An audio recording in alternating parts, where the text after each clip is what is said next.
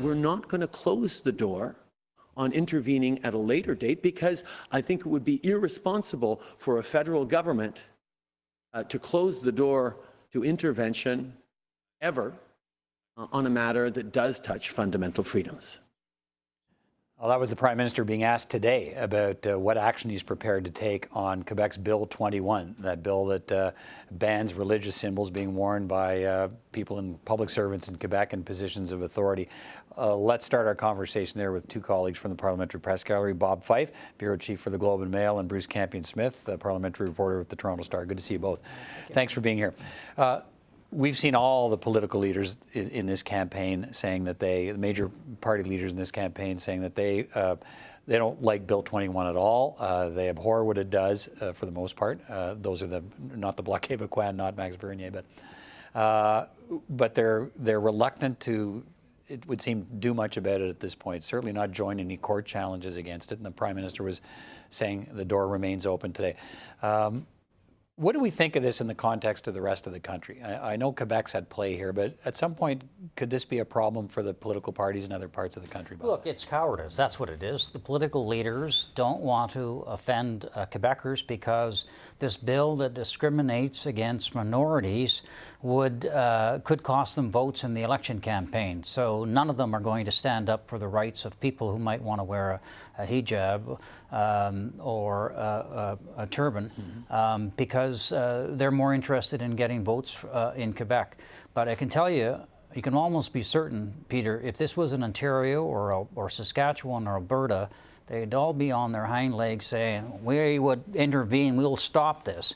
But because of Quebec and the fact that it's popular there and the Quebec Premier is saying, I'll take you on that, they're backing off like meek little mousies. What do you think, Bruce? And there's no, he's getting asked about it almost daily. I mean, of course, if he's in Quebec, he's going to get asked about it.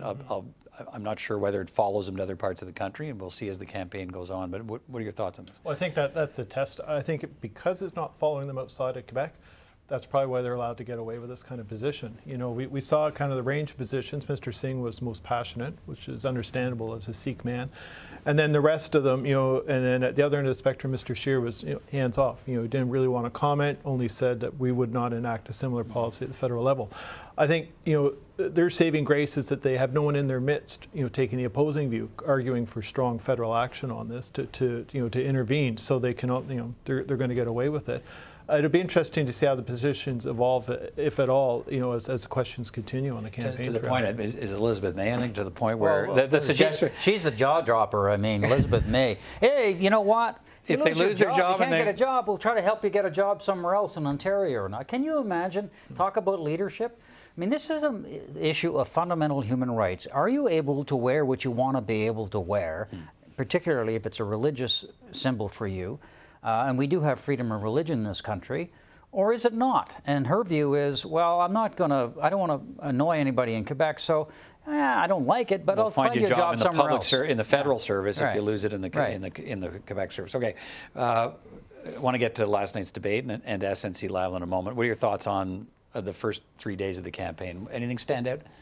Yeah, I would say, you know, certainly Mr. Singh, Jagmeet Singh, came into the campaign with a big question mark over his leadership. You know, he had not really inspired in the time during his time in Ottawa, and that seemed to change with the election kickoff. You know, I think he's surpassed expectations.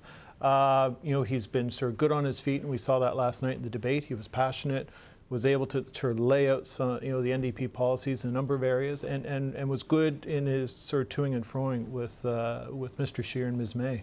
What do you think, Bob? Yeah, I think that, not surprisingly, you know, often people, when you have low expectations, there's only one way to do is go up. And Mr. Singh has shown that he's much better at being a politician than we originally thought. But there hasn't been any sort of real issue that's sort of galvanized the public. And it's kind of right now it feels like a sleepy campaign to me. But, you know, look, it's only 3 days into the campaign, and even though they've been campaigning for months, Peter, I feel that, you know, there isn't something that's really galvanized voters. Is it climate change? Is it social issues? Or SNC-Lavalin? None of these things seem to be getting people, you know? And some of those things are fairly close in terms of priorities. That when you look at affordability, climate change is sort of playing a larger role, it would seem, in the campaign. But I'm not sure where ethics will end up at the end of the day, and where. But let's talk about SNC-Lavalin, because we have the Prime Minister keeps getting asked about that too. And his position is that, you know, it's basically the chief public servant in the land, the clerk of the Privy Council, is the one who made the call on no waivers for the witnesses, that cabinet witnesses that need to be interviewed or want to be. RCMP wants to interview them and they can't because of the cabinet waiver. And you've both been writing about this. And what about that argument that if Justin Trudeau wanted to waive it, could he? Yeah. The Prime Minister isn't being truthful with Canadians by saying that the decision not to waive cabinet confidentiality so the RCMP can talk to witnesses and to get cabinet documents is the decision of the Clerk of the Privy Council. That is not true. The Clerk of the Privy Council is, since 1957, is considered to be the custodian of cabinet secrets. Their job is not to release information. It is the role of the cabinet and the Prime Minister to waive cabinet confidentiality. And every expert we've talked to, from Donald Savoy, who you know is an expert on government, to academics, to Justice John Gomery, of all people, who's pretty blunt speaking, and who said, "Now, that's a political decision. Everybody knows that." And all the precedent shows that. In every case where we've seen back in the Maroney days, when there have been criminal investigations, it's been the Prime Minister who waives cabinet confidentiality. It's the Prime Minister waive cabinet confidentiality in terms of the Oliphant inquiry, the Gomery inquiry, the RCMP inquiry. So all of these things are a decision of the Prime Minister, nobody else. Does it become a vote mover at some point, Bruce? Or? I think it does, because it's not going away, you know, and this issue is already hanging over. They raised questions of ethics. Now we have the optic of the Prime Minister actively blocking investigations, and this dates back to the Ethics Commissioner when he was in his investigation. He details in his report how he himself made a personal appeal to the Prime Minister that, you know, to lift, you know, the existing waiver didn't go far enough. I need access to these people. So, you know, the Prime Minister is not ignorant to these concerns. And so, you know, as Bob noted, you know, the clerk his default is secrecy. So it's the Prime Minister's role to come in and say, you know, take what you need. You know, this is going to be open and accessible. What changes, Bob? And the Globe and Mail keeps, you know, churning out stories on this, and Bruce, you're writing about it too. I mean, what the Prime Minister is going to continue this defense until he can't continue the defense. But he gives very short answers. We've given the largest waiver ever. Which is not true. Yeah. But by the way, that's not true either. The largest waiver was the Gomery inquiry. With Paul Martin. So he's not being truthful in that, but he's hoping that his short answers and misleading answers will be enough to sort of put this behind him, and the reporters will forget about it and jump on the other issues.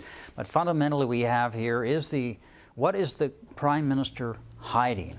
Because the RCMP want to know whether there is enough evidence for obstruction of justice. That means at the highest levels of this government, did the Prime Minister and his top aides obstruct justice to help SNC-Lavalin?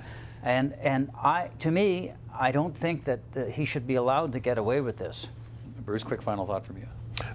Well, I think he's decided on a tactic to you know, just drag this out and blunt it and sort of throw, you know, he gets asked about the waiver, he talks about jobs, and so, you know, he's going to just carry that on. So, you know, it may work for him. I hope it doesn't. All right. Thank you both. Thank you. Thank you, Peter.